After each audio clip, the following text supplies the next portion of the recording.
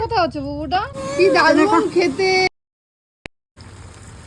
Good morning everyone, তোমাদের সকলকে জানাই শুভ লোকনাথ পুজো। কয়েক মাস আগে থেকে ভেবে নিয়েছি বাবা লোকনাথের কাছে পুজো দিতে যাব। ওই যে ভগবানের ইচ্ছে না থাকলে কোনো কিছু হয় না, নিজে জোর করে কোনো কিছু হবে না, সেটাই হলো।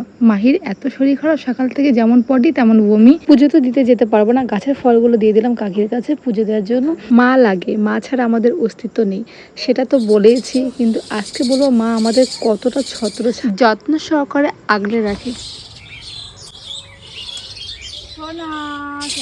এই ভালোবাসাটা শুধুমাত্র মানুষের মধ্যে সীমাবদ্ধ নয়, পশু পাখিদের মধ্যে সেটা দেখা যায়। একটা বাচ্চা পাখি বাসা থেকে পড়ে গেছে, সেই মা পাখিটা বারবার বাচ্চাটাকে পাহারা দেয় যাতে করে তার বাচ্চার যেন কোনো রকম অসুবিধা না হয়। তারপরে যাই হোক, আমি চেষ্টা করলাম, পারলাম না, বর আমার উঠিয়ে দিল গাছে। এখন আপাতত একটু শান্তি। তো মায়ের কাছে তার সন্তান পৌঁছে গেছে, এখন রান্না করতে চলে আসলাম।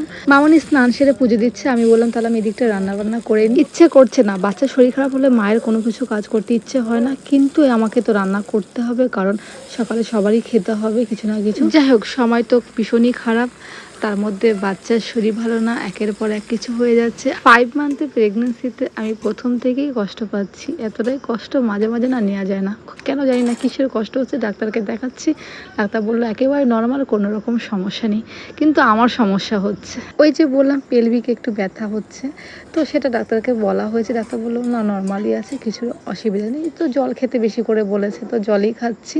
সকালবেলা রান্নাবান্না সেরে আসলাম। মাঝে মাঝে এত কষ্ট হয়, তখন মনে হয় যেন মায়ের কাছে গিয়ে থাকি, বা মা হলে বেশ ভালো। যখন চারিদিক থেকে জর্জরিত হয়ে পড়ি, মানে কোনো কিছু সামলাতে পারছি না, দিক বেদিক হয়ে যায়, তখন মনে পড়ে মায়ের কথা আরও বেশি করে, কারণ মা তো সব দিক থেকে সামলাতে পারে, মায়েরা সব দিক থেকে পারে, তাই মনে হয় খুব। তো আজকে বর আর আমি দুজন একসঙ্গে বসে পড়লাম একই প্লেটে খাবার খেতে, কারণ ইচ্ছে করছে না। বর বলে একটুখানি খেয়ে নিতে, না খেলে শরীর খারাপ করবে। মেয়ের চিন্তা কি আর ভালো লাগে? মাহিকে জ্বরের মধ্যে স্নান করিয়ে দিয়েছি, কিন্তু উপর করে যে মাথা ধুতে সেটা আমি পারি না। কিছু কিছু ক্ষেত্রে যে মায়ের প্রয়োজন আছে সেটা এইভাবেই বোঝা যায়। সারাটা দিন ওকে কিচ্ছু খাওয়াতে পারলাম না, পটি বমি করে কাহেল হয়ে গেল। তারপরে একটু ওআরএস মুখে দেওয়ার চেষ্টা করলাম, জানি না কি হবে।